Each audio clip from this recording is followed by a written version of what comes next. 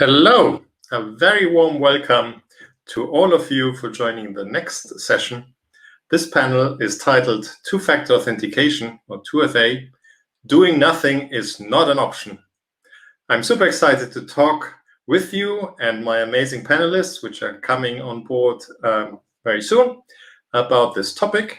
My name is Giovanni Benini. I run Global Telco Consult, or GTC in short. We are an independent consultancy specialized in helping to do messaging better.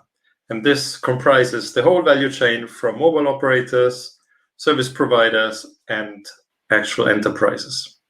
So let me finally start in doing something. Let me welcome Tim Ward from the sponsor of this panel, which is XConnect. Welcome, Tim. Thanks very much, Giovanni. It's very good to see you all this afternoon. Tim, maybe explain what XConnect does and what you do at XConnect. Absolutely. I'm Tim Ward. I'm responsible for our line of business that provides number information services to the market. That market is very much the MEF membership, in all honesty, in that those that are providing aggregation, that are providing any form of messaging, any form of A2P services are likely to be using the kind of service that we provide, which is identifying the operator responsible for a number, correcting for number portability, and also helping them validate that those numbers are actually right in the first place. And maybe that does kind of provide a little bit of a positioning in that whilst we as a company do not provide 2FA services or SMS services for that matter, we're really providing information to let other people do that. When we were talking about what we should have as a subject for today, it seemed, looking around our customers, the thing which they generally talk to us about is how can they provide the best support for certain services. One of those is 2FA and SMS in that 2FA environment. And it's driving the requirements. Okay, so maybe just to help me frame the conversation, tell me one thing. Why is it a good idea to have two locks on one door? And what do you need to watch out in regards to these two keys for the two locks? Well, I've kind of seen sort of authentication and providing those locks as a little bit of a kind of a pyramid. Right at the base of that pyramid, most people have got some kind of password, username and password that they're using. That's kind of where they all start from. There's been various debates about whether having changing passwords or fixed passwords that are maybe stronger in nature, which of those is better. So usually I'm seeing kind of the rotating password as the first start point. The fixed password, but very strong, is kind of the second level, providing you a slightly better level of security and assurance in that authentication. But to multiply, I don't know what the factor is, it's probably at least 10 times more secure, probably as much as 100 times more secure, taking it to then a second factor where you're really saying, okay, username, password, that's something which you're providing that you know about. I'm now qualifying the communications channel back to your mobile phone with something like an SMS or some other form of message, which is giving you that second factor. And it's simply taking it from a very easily guessed password mechanism that might be hit by just a simple brute force attack, and those happen all the time, to something which is much more difficult to penetrate and to take over and challenge. Great. So yeah, two-factor authentication, that's the topic. And to stay in my picture, basically, you should avoid to put the two keys onto the same key ring, because if you lose that, then it's as if you had only one lock. I think now it's the time to bring on the rest of the panel. So I'd like to welcome Jason Lunn from imimobile. Hi, Giovanni. Hi, Tim. Jason. Afternoon. Great to see you. Then we have Stefan Kostic from Authentification. Hi, guys. Hi. Great to be here. Hey, Giovanni, team, Jason. Hi. And last but not least, we have Nick Lane from Mobilesquared. Wonderful. Hi all. How you doing? you. Complete panel. So in this panel, I'd like to talk about the various ways of doing 2FA and what to watch out, because the ultimate goal is to increase security, as Tim rightly said at the beginning, and ideally increase security by a multifold of factors. And let's stay, however, at the beginning with the very classical way of doing two-factor authentication by using SMS. So sending a classical one-time password via SMS. And it's always a pleasure to have an analyst on the panel. So Nick, maybe let's start with you. What does your crystal ball tell us in terms of SMS for 2FA? Is it declining because of security issues and other alternatives, or is it actually growing? What's the trend? We are seeing it growing. So, as I presented yesterday, overall in our research that we're conducting at the moment, we're seeing about a 20 to 30% growth overall in traffic and spend in SMS for 2020, as I guess the world evolved and changed and kind of becomes acclimatized to the pandemic and ways of trying to get around the pandemic. Prior to last year, our forecast, we're expecting about 1.7 trillion A2P SMSs sent, of which about 30% would be security. So that would not just be 2FA, be one-time passwords as well. On the back of the pandemic, so that figure would be about 510 billion messages would be around security for 2020. Now, given the change in traffic, that figure we believe has gone up to about 680 billion. So there's a big increase there. So overall, there's an additional 350 billion or so A2P SMS is sent, of which, and again, this is still researching this, about half were security based. So what that means, in putting it into real terms, prior to the pandemic in 2020, someone on average in the world was receiving a security message once every 4 days. Now, at the end of last year, they're now receiving a security message once every 3 days. So there's a big increase. So clearly, people are using the service, it's increasing, and it works. Just from my perspective, you can sit there, keep hitting enter to try and get an email. Whereas, to be honest, I think I don't normally wait long at all for an SMS when it comes to some kind of 2FA or one-time password. So from that perspective alone, it shows that there's a big increase that's taken place in the last year. So moving forward, we continue to see growth in security, but then that's generally because we're just seeing growth in messaging anyway. Interesting. So very reassuring. Growth is always a good sign. Jason, you at IMI, I guess you are handling some of these messages. Can you first of all confirm the growth on 2FA SMS, and why do you think that is? Yeah, so, do we handle 2FA traffic? Yes, we do. I think what's really important here is the type of channel. What enterprises and businesses really want is that reassurance for their customers, and that reassurance for their customers means that they can grow their business. And as part of that process, they want that ease of integration of those 2FA services. So it's easy for the business, but it's also easy for the consumer. It has to be easy for them.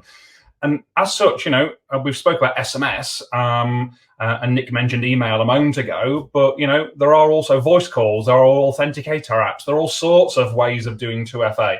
And actually, it's important to remember that all of them have a place for consumers, and at least using them is better than doing nothing. We do see increased volumes there. Is it massive? I can't tell you off the top of my head what the scale of that is right now, but Nick is right in the fact there is some growth there. Will it continue? I think so, but it's going to be down to which is the best option. So if in certain markets, like was just discussed on the last call a minute ago, in terms of things like price, if operators put in fraud controls to try and prevent certain routes being used, which is the right thing to do, but then as a consequence increase the price fivefold, actually, will businesses stop using SMS as a route for delivering 2FA? Yeah, probably. They'll start to use voice or email more and those kind of things. And I guess like everyone on this call, we all see 2FA code through all of those different methods every day. Right. And that's not uncommon. Well, price is a good topic, Jason. Thank you. We heard also in the last session the phrase old but gold in context with SMS. So, Tim, what is your view? Don't you think that the cost of SMS makes it basically prohibitive to use SMS as a two-factor authentication? But still, we see the growth that Nick reported. How does that match? Well, I think it all comes down to ease of use. There's this whole thing about making things frictionless, and it's a lovely phrase. I think it's often overused, but I think that is the point. It's got to be something that is so easy for people to use that they're not going to turn around and go, I just can't be bothered, or it's too expensive. But I think that cost versus the ubiquitous nature of SMS, I know it's going to work on pretty much every mobile phone that's out there. And they're generally reachable, and I don't have to have a special app. I don't have to have anything extra. It's just there in front of me, and I can very, very quickly do things with the minimum cost of adoption, even if the cost of delivery might be a little piece in that. Mm-hmm. And actually, I think that fits into a question we just got in from Rick Carlson. How important is it to complement 2FA with a phone number verification service or an anti-SIM swap solution? I guess this would also go to you, Tim. Well, it kind of starts off just increase the cost even more of that SMS. What is? I think, first of all, it's a very minimal cost. I mean, the simple validation process that people are taking now is so quick and easy. Does this number exist? Mm-hmm. That's a good start. Is it worth even sending to it? And then so it actually saves money. It will actually save money. I mean, we've seen some circumstances where as many as 10% of the numbers that are being provided might actually simply be invalid. So you just don't want even to attempt to send to those. So that first stage makes really, really good sense. But then I think the next part of it is making sure that you can then deliver quickly. You've only got probably half a second to play with. In that time, someone will have lost attention, or they'll press the button again, or whatever happens, it's just not quick enough. You want instant, should I say gratification? But you want that instant response from having requested the authentication message. So you've got to make sure that you've got all the information about how you're going to deliver that message. And that does mean, is it valid?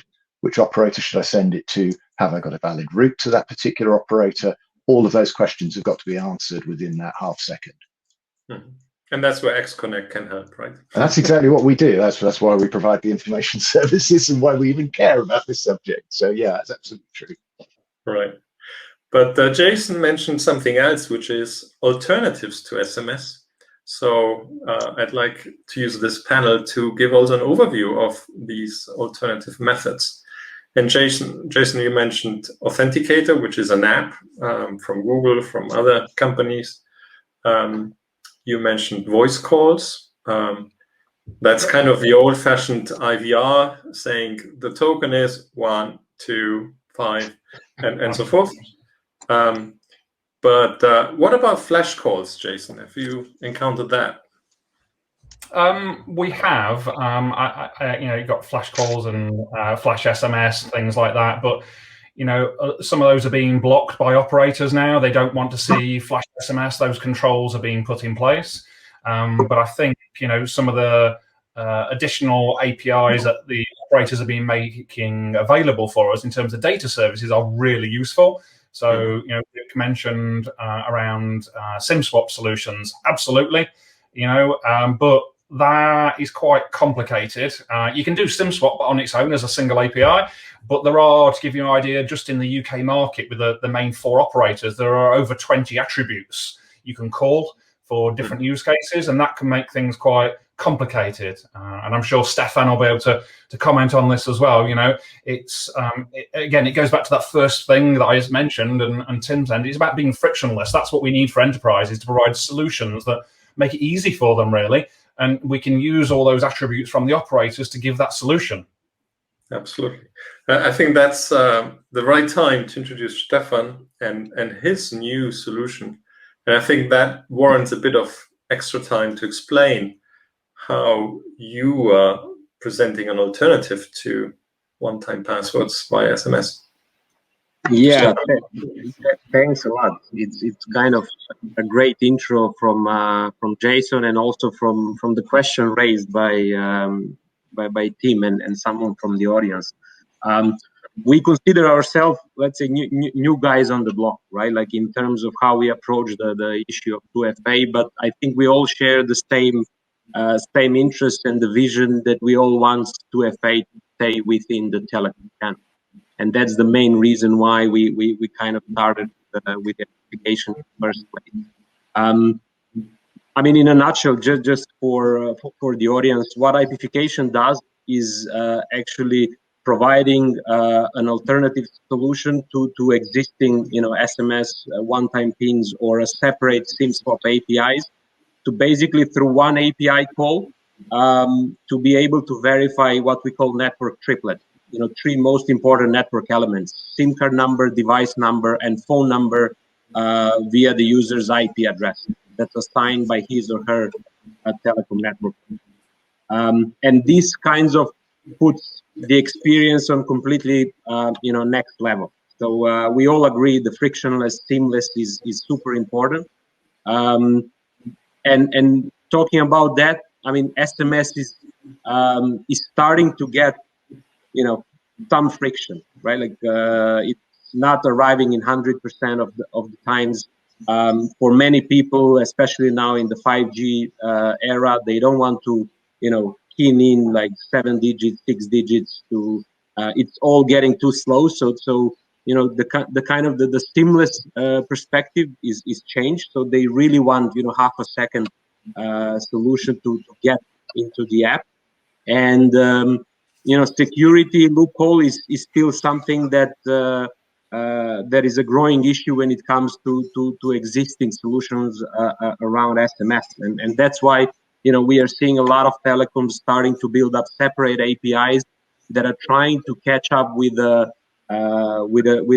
security drawbacks that are related mostly to SIM swaps, but also to many other loopholes in the banking, such as phishing attacks, the SMS interception, etc. So all of these are the reasons where we believe the new alternatives within the telco channel can play a very important role. So just let's get it straight. How does your technology work? Based on IP address, you said? How do you know IP address? Yeah, I mean, like IP address, anytime the user is accessing any service, they, whether they're on 3G, 4G, 5G, etc., they are being assigned the public IP address of their home network provider. Okay. So you need to be on the data network, right? Correct. So what we are able to do is basically in real time translate this data session into these network triplet. The IMCI, IMEI, and MSISDN, and basically hash this information and provide it in the form of a hashed mobile ID to service providers who are then using this as a seamless authenticator factor. They use it against the SIM swap attack detections, device change detections, and so on and so forth. Mm-hmm. So can we replace all one-time passwords over SMS with Authentification today? We can, if, let's say, all the operators have the technology and what it takes. But okay, just a little if. Yeah. I mean, as they say, I mean, SMS never dies, and for sure, I mean, like for for quite a bit of time. I mean, due to the ubiquitous, as Tim mentioned, I mean, SMS for sure will be there. But as I said, I mean, being on this side, we really believe, I mean, the telecoms will engage with next generation technologies that are going to be adopted by the enterprises and the users in a much more secure way. So I love innovation, and I think your initiative is fantastic, Stefan. Using something new, not the MSISDN and the IMSI, basically, but using the IP address. So it's an alternative way. But Nick, how long does it take for operators from your research to take on a new technology, maybe comparing it to RCS or something like that?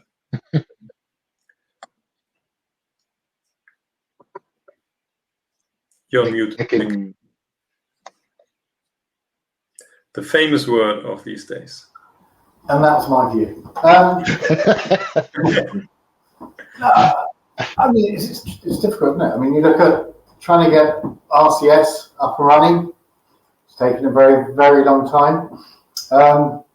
But even since the first deployment, was that 9 years ago? You know, it's still in a very kind of trial service. So I mean, looking at it from the firewall perspective, again, another kind of very relevant salient technology. Probably about 60% of operators have got a firewall. Probably looking about 20% maybe with an SS7 firewall. So everything moves very, very slowly. We know that.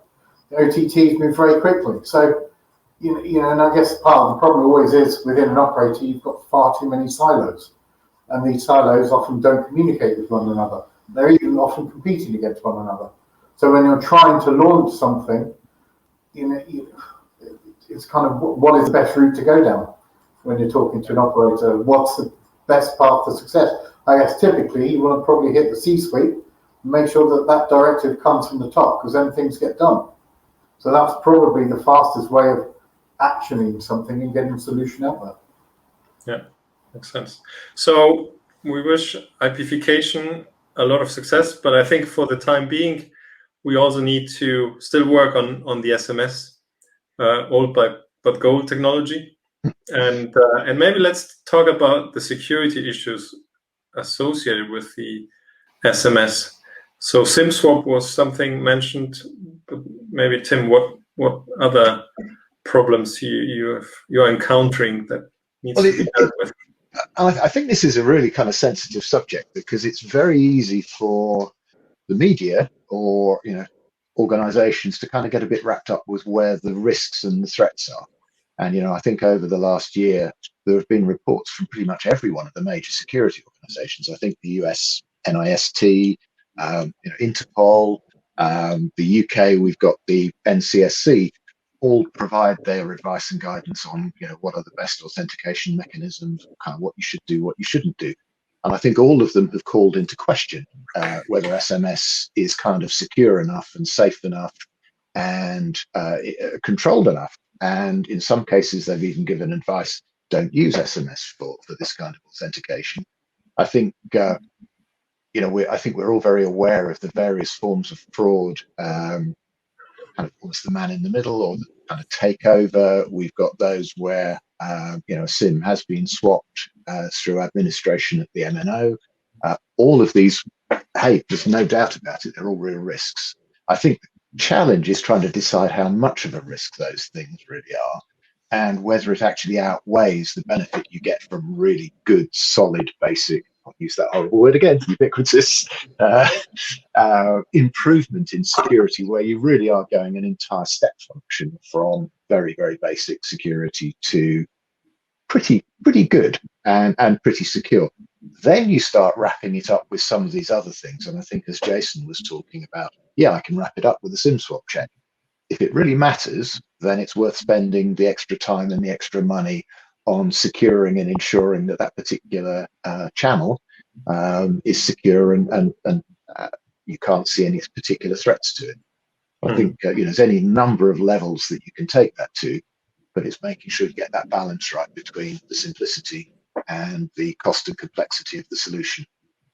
Yeah, I think you're absolutely right with some scaremongering going on in the press.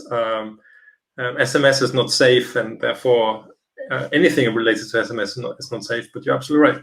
In the end, doing nothing is not an option. It's not an option. And I think, even last week there was sort of various bits of press going on about the risks of numbers being taken over and messages being diverted.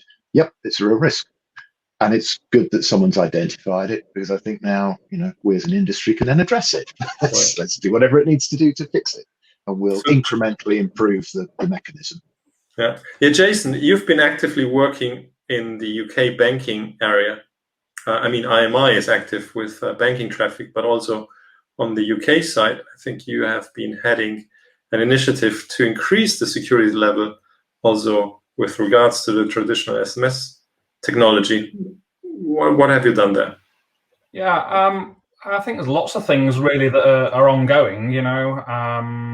I think firstly, probably going back to that original question Tim was answering then a moment ago, I think there's a lot of perhaps misunderstanding around how extensive some of these techniques can be used by fraudsters. They're not used massively, they're used in very specific use cases. But if people want to know more, please have a look at the meth fraud framework that we've updated a couple of months ago. That's on the back of the revised code of conduct that it'd be great if more people sign up to as well. And the fraud framework, we're currently going through a small group of us in meth, the mitigations to assist there as well. So where there are holes, there's some mitigations to try and assist in that process. Going back to your question though, Giovanni, there are lots of other solutions that can help really in terms of trying to improve that flow. So yes, you've got things like SIM swap, but you've also got things like call forward detection. So is the handset forwarding calls? Is it in a certain location? Does this person live at this address? All those kind of data attributes we can use from the operators to improve that process. Again, every single one of those kind of attributes adds some latency and some cost. And so it's about making sure they are most appropriate attributes and processes for the risk level for that kind of activity. So in a banking environment, obviously a high amount of money being transferred requires more or lower risk to authenticate it rather than something that's a small amount of money. And so those kind of things can happen. But I think there's other ways that, we've been working for a little while around how we can help consumers gain trust. And that is things like, within RCS, the little tick box in the verification, verified SMS and verified calling that Google have, all those extra services, they do make it more complex for an enterprise. And that's why companies like IMI are here. We help simplify that for enterprises. But they're really great. And using the latest technology, sorry, I need to comment. The PC you have on your site is kind of very impressive. The what, sorry, Giovanni? The technology, the latest technology you have on your site is just so impressive. Is that how IMI runs the service? My first computer, a Commodore. Starting from Macintosh, right? 40 years old, that machine, Giovanni. This is very impressive. Sorry, I had to comment on it. That's okay. I stop myself all the time. Built into it rather than a very old processor. Very much, and it seems to be working because the screen is still flashing up. Yeah, there's an iPad embedded in there, so it works like a full-on iPad inside. Okay. So screenshots and things, awesome. Sorry for this non-topical. You're all thinking it. That's part of the work from home aspect. You see a lot of interesting backgrounds. Anyway, back to 2FA. I think that verification and side of things, I think it is worth looking at the work we've been doing at IMI with meth around the recipe cards, because that is how Google SMS verification services and calling and RCS, and we've outlined how they operate. And they'll be published very soon. I know the session yesterday with Steve Godman and DCB from IMI talked through some of those, but they'll be issued very soon by MEF, and they'll give a good indication of how those services operate, and hopefully get more people using them, because there are some significant value in reassuring consumers with that little tick in the corner of the logos of businesses. Yeah, great. And we have another question from the audience, from Alexander Andrianov, and this is, I guess, to Nick. Is there any statistics for how much compromised 2FA SMS there are in the world? It would be interesting to know. It would, but we don't know it, I'm afraid. I work out if there's any way we can calculate that. I don't know, to be honest. Yeah. It's on this answer. We can try and look at it, but I don't know. Yeah, it's an interesting question, but yeah, how to know when something is compromised. I mean, if you think, come back to the figure that 600 billion or so, I need to open the file again to remember the figure. So 680 billion or so messages, so 2FA and OTP, were sent last year. So a percentage of that, in theory, would be fraudulent of sorts. Mm-hmm. But what percentage is hard to say. I'm running a panel based on looking at the impact of firewalls and MNO monetization in about an hour's time, and we've got the results of our MNO survey. So I can't reveal them, but which I don't really want to reveal the results within that. But it does show that MNOs themselves are acceptance of a certain percentage of fraud happening on their network, and they're aware of it and they know it happens. I'm not going to say the figure, that's in an hour's time, but so just they're aware of it, they know it happens. So even within the 2FA space, there's going to be an element, whether that's 5%, 10%. I don't know. I think that'd be too high. I think if anything, it'd probably be between the 0.5, maybe 2% of total traffic. But again, I'm guessing, so it's hard to say. Yeah. Great. And Stefan, maybe when you talk to operators about introducing identification, is that a topic? How many fraudulent attempts or compromised SMS you can avoid through the new technology? Yeah, as Nick said, it's really hard to estimate. I mean, the amount of or the percentage of SMS. What there are some statistics. What we are seeing is actually in the amount of dollar sign or euro sign that is being in terms of the fraud happened within a certain period of time, whether it's the whole year, etc. It's and it's usually related to banking and fintech institutions who are reporting that SIM swap has been the issue behind it. And what we are seeing is actually that there's a growing trend in terms of this. So I don't know how they can attribute to the amount of SMS, and I don't know if it, to be honest, if it's important at all.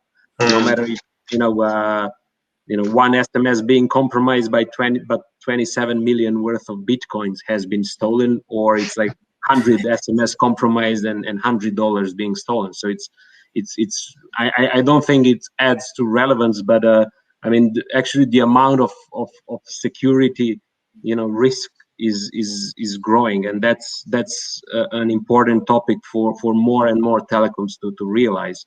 What we are urging them is that you have a lot of countries where probably this hasn't gone to public, that there was a big SIM swap attacks, although we are sure that are happening even on a micro level, but urging telecoms to take a more of a proactive approach rather than wait and and do nothing until the big SIM swap scandal happens, which is unfortunately the case in many markets. Okay, thank you. Konstantin Savin asks, do you observe the drop of SMS traffic from banks due to PSD2? Don't know if Tim or Jason wants to go forward with this one. I can only look at it from a very, aggregate point of view, in that the only thing I've seen here is the numbers going up. Now, whether that's directly related to PSD2, I think the point here is there's a lot of transactions that had very little security that now have some security. And that's a huge switch. And I think that is the thing that's changed. And that's actually driven an increase in these types of traffic in the financial world. But I think Jason is probably better qualified to comment on the specifics of it. I think you've answered it perfectly for me, Tim. Just at the aggregate. At the aggregate level, and as Nick as well, overall the volumes are up, and you would expect that with those kind of regulations coming in. Obviously, the regulators in different countries will want to apply different controls, and that can have an impact on those kind of volumes and the services offered. But I think at the end of the day, the banks are just like any business, want to provide reassurance to their customers, and the way they can do that, as I think as you started on this call, Giovanni, is by putting that second lock on the door, or even put a lock on at all. It's okay having a door on your house, which is kind of like the username, and then you put handle on, which makes it a bit more preventable. But if you don't put that lock on, someone can still come and open the door, So that's the only way these businesses will reassure their clients and get the growth that they require. Otherwise, they'll have data-related issues. The regulators will get involved, and that will just end up destroying their business, which nobody wants. Just on the PSD2 reference there, we were told that in one market there was a 20% growth from bank traffic within the first month of those legislations coming in. So an immediate impact. Yeah, I think the other data services like SIM-swap and those, they're seeing increases as well, I think the other contrast to this is, okay, that's happened, and it's an event in the marketplace that has driven certain change. I do feel you've got another event which has actually changed another aspect of this, which is the home working environment. You've got a whole load of people who for many years have been working in a nice, secure corporate environment where they're on a corporate network, and the risk of identity is secured by all kinds of things. They've got an ID card. They have to press a button to get into the office. They have all of those things are there. When they're working at home, all of a sudden, all of that goes out the window. And you now have an opportunity where people who are used to working in a physically secure environment are now in a very insecure environment from a kind of electronic point of view, from an internet point of view, and you're now using public internet rather than private network. All of a sudden, you just opened yourself right up. And I think that's also caused a massive swing. I have to say, it's changed my personal behavior greatly. I now have everything so locked down. And I would say a year ago, I kind of trusted certain things to just work with a VPN and so on. But you suddenly realize the environment has changed, and you need to take an order of magnitude greater care over ensuring that it really is you connected to your account and no one else is messing with it. So I think these two things have almost happened at the same time for totally different reasons, totally different drivers. But I get the feeling that's what's driving the figures Nick's seeing in that sort of general increase in this business and the dependency on this particular kind of business operation. Yeah. Nice remark from Randy Washoe, asking if any percentages of fake 2FAs can be gleaned or derived from the MEF UK Finance Mishing Initiative. Jason, maybe just by seeing how many fake SMS send IDs are used, you can deduce anything? On a percentage basis, not really, no. Not from my perspective. The way that the UK registry process works is that MEF aggregates all the data in terms of any fraudulent attacks and data that's shared by the tier 1 aggregators who are connected to the operators. It aggregates all that data and reports that back to the merchants in a private way. So I only see what comes through my platforms. I don't see what goes through other tier 1 aggregators. That's reported independently. But what I can say is that the amount of fraudulent traffic that I see as a consumer and family and colleagues at work see, And putting all that together, we've seen a significant reduction in alphanumeric sender IDs. More alpha, should I say, rather than numeric. The alpha side of things significantly reduced in terms of fraud. Frauds tend to have moved now from using alpha sender IDs where, let's say 3 years ago, it could be very large batches and campaigns, to more specific clients they were trying to target. And now they've moved more to SIM cards. You can see that when you get the fraud messages through, it's a new number every single time that they're sending from. And so will they still try? Will they still use lots of methods? Yes, of course. There's no rule book there for a fraudster, like there is for us, that we want to make sure we provide the highest quality service to our customers. The fraudster will do whatever is necessary. And yes, we, just like everyone else in this market, we see them testing at odd times of the day, odd days of the week, certain patterns and profiles. And we have to try and stop that as best we can as tier 1 aggregators to prevent it getting to the operators, so that then if the operators have controls, they can put those in as well and prevent even more fraudulent traffic getting to consumers. Great. Another interesting on 2FA is the way to help secure that, so which is great. Yeah. Another interesting question from Ian Deacon in relating to basically the voice and the shaken methodology applied there, asking if this is something that could be also be implemented on the SMS side. So I don't know if there's a quick answer to that question without really going to the depth of what is shaken and so forth. Tim, you want to have a go at that? I think there's a couple of factors in it. I mean, obviously, the Shake and Stir initiative is a very technical solution to the problem. It really is applying technology to secure that identity, as well as an administrative process to secure the companies and know who they are and their registration status and their reputation effectively. So you're combining that technical and administrative process together. And you end up with an end-to-end, let's say, secure system. What it doesn't address is still some of the more social engineering attacks that you get on any of these situations. And certainly from what I've kind of seen as feedback, there's as much of a social engineering stealing of information as there is a technical misrepresentation or technical attack. If not more, to be honest. I think very often it's the social attack that is more successful. It really overcomes a lot of the technical barriers that we might have put in place. So you can kind of understand some of those technologies are going to be great, but they still don't solve the whole problem. It's always that lovely whack-a-mole concept, which how long ago was that game in play?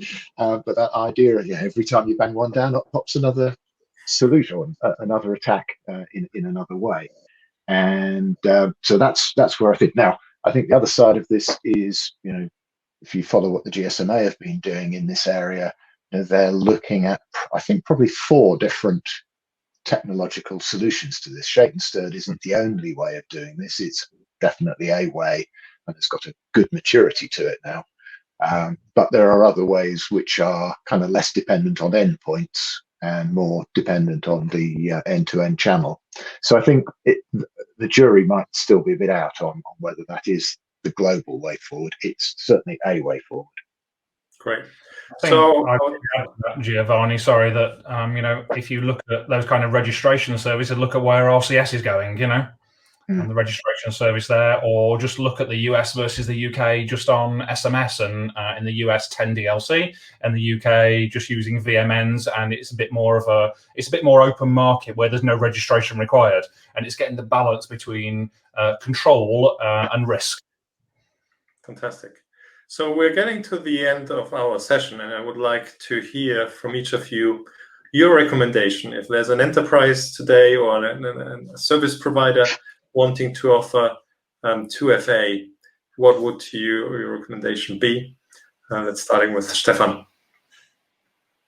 Yeah, without being subjective, is like basically open the mind to alternatives and basically implement the solution that can be a perfect add-on to whatever they have currently in place, and it's something that can work in the background, but to enhance the user experience and more importantly the user security. IP based authentication definitely it is. So I would urge enterprises, as what we are seeing is that more and more basically test and see for themselves what does this mean for their users and their service in general. Great. And I'm sure you raised some interest because there were some questions on how does IPification work that you can take offline with whoever asked the question. Going forward, Nick, what is your recommendation? Seeing the overall globe. I think the cliche thing is it's all about education. Because just coming back to something you were saying at the start of the discussion, is really which is the best channel, what's the most secure channel. So that in itself is such a subjective response.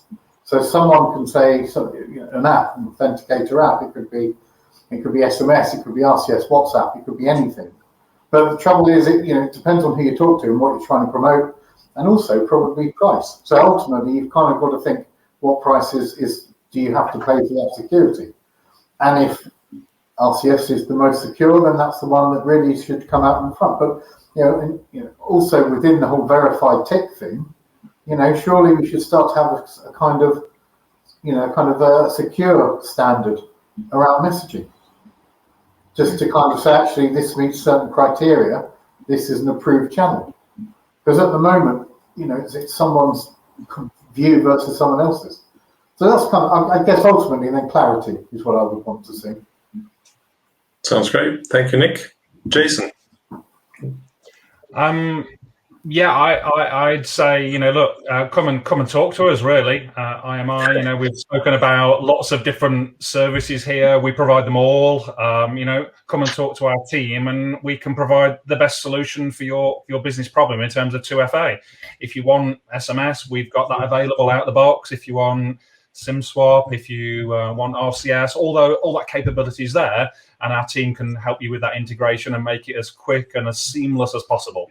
At the end of the day, let's do something to reassure your customers and every citizen around the world, really, that we can all provide digital services that are secure, and 2FA is one of those ways of doing that. So yeah, please get in contact with us.